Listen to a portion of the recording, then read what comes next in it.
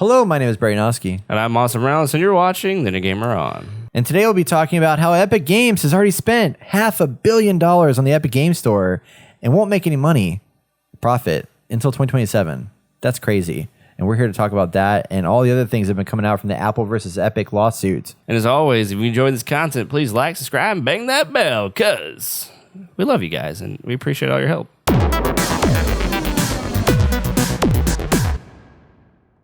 So speaking of stupid shit, what's this next article, Brett? So Epic Games, this is an article from PC Gamer. Epic Games has sunk $500 million into the Epic Games Store already and doesn't expect to make any profit until 2027, 6 years from now. So documents from the ongoing, and this is just funny how like whenever they did this whole Apple versus Epic thing where they were like, let's stick it to Apple and go in a fight with them. This is still going on. Oh my and more and more content keeps coming out about like all the stuff that has been spent. And wow, they were like, oh yeah, we're going to like take it to the man, blah, blah, blah. And it's just like everything that comes out keeps making me think that Epic Games is just dumber and dumber, but they are.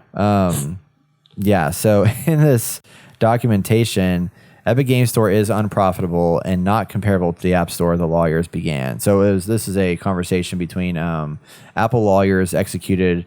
I'm going to just read this little bit right here. So Apple lawyers executed what one can only call a drive-by on the Epic Games Store, which Epic's lawyers have been claiming was comparable to the App Store. Quote, Epic Games Store is unprofitable and not comparable to the App Store, the lawyers began, and will not be profitable for at least multiple years, if ever. So they go down to break down how unprofitable it is. Quote, Epic lost around $181 million on Epic Games Store in 2019 alone. Epic projected to lose around $273 million in 2020. And indeed, Epic committed $444 million in minimum guarantees for 2020 alone, while projecting, even with significant growth, only $401 million in revenue for that year. Epic acknowledges that trend will continue in the immediate future, and they project to lose around $139 million in 2021. So right now, Epic Games Store is just burning cash. No wonder they didn't have a search bar when they launched, or a wish list, or any of that stuff, because they couldn't afford it. That's hilarious.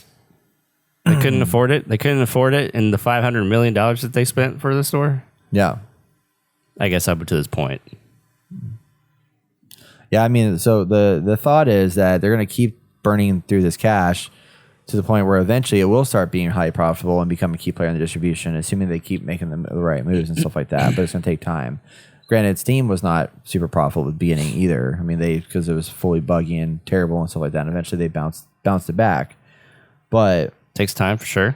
It's like gotta spend money for sure. That's so much cash to be dropping. Yeah. I mean, I guess Fortnite's still making a killing, but Fortnite's their cash cow right now. If Fortnite falls apart somehow, which I mean it could, because nobody wants battle royales anymore. Like, do they not? I don't think so. I mean, I don't think people they're not excited about them anymore as they used to be. I mean, there's already like so many of them that are like secured the placement. It's like, I mean, it's going to take a lot to. I mean, think of like the shooter market right now with like standard first person shooter. Like, it's really hard to break into that space and dethrone Call of Duty and Battlefield and Overwatch and stuff like that. Yeah, that's true.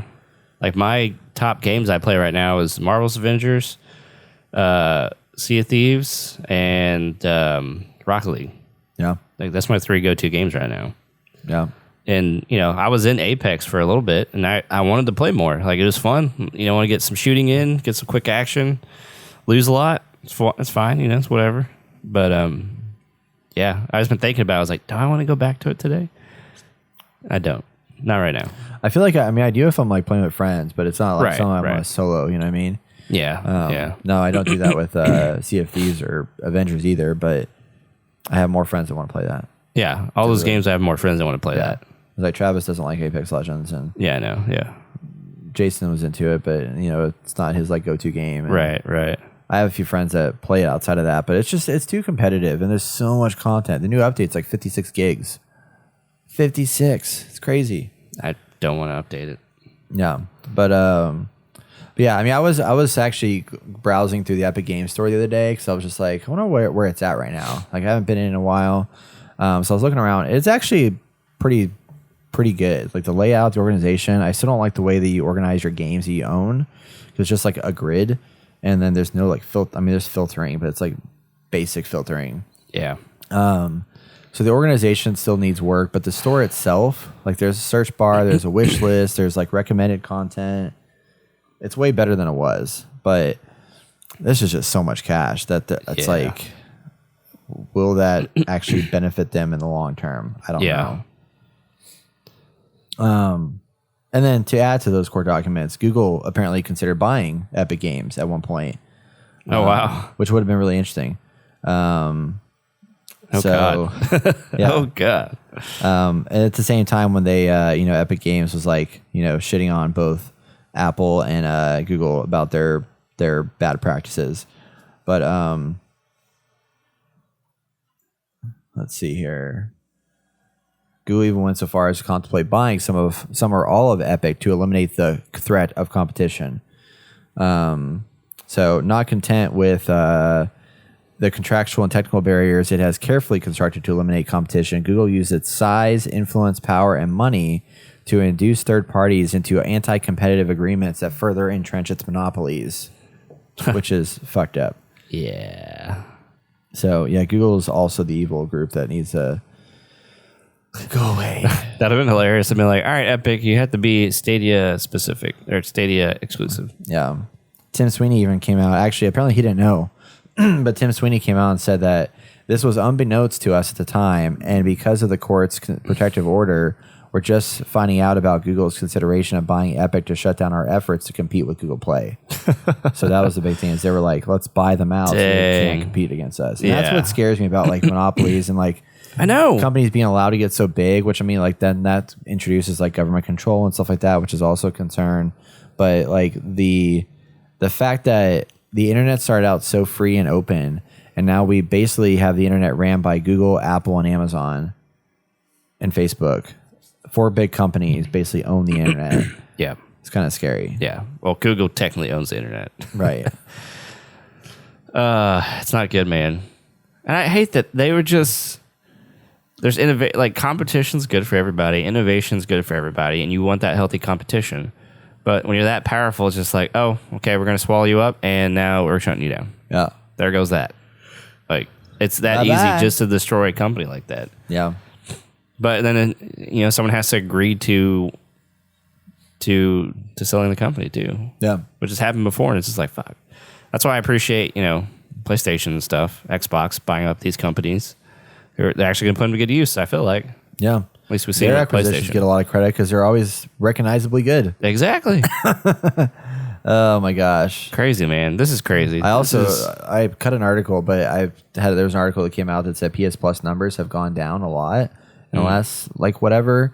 And I was kind of surprised to see that because I mean like even if you're just getting the free games a month from them, it's like such a good deal. Yeah. To like have that for like $60 a year. But they were saying that it's because of like a lot of people like there's an influx of subscription purchases during the quarantine. And then now that it's over, people are like canceling the subscription. But yeah, it's like I still feel like you need it to even like operate a PlayStation. Yeah. Well, I guess it depends what you like. Like you're already paying for streaming services. Yeah. And I would say like 80% of my time on my PlayStation is watching these services. People don't need to use their PlayStation for that, obviously. They can just, right. I mean, is that what they're using it for dominantly? If it is, like, I can see I don't play any online games. I'm not competitive. I'm not going to do this. Yeah. Right? So just cancel it. Play your games on it. They're single player, and that's it. Yeah. Which I feel like that's probably the majority of the people do anyway. Right.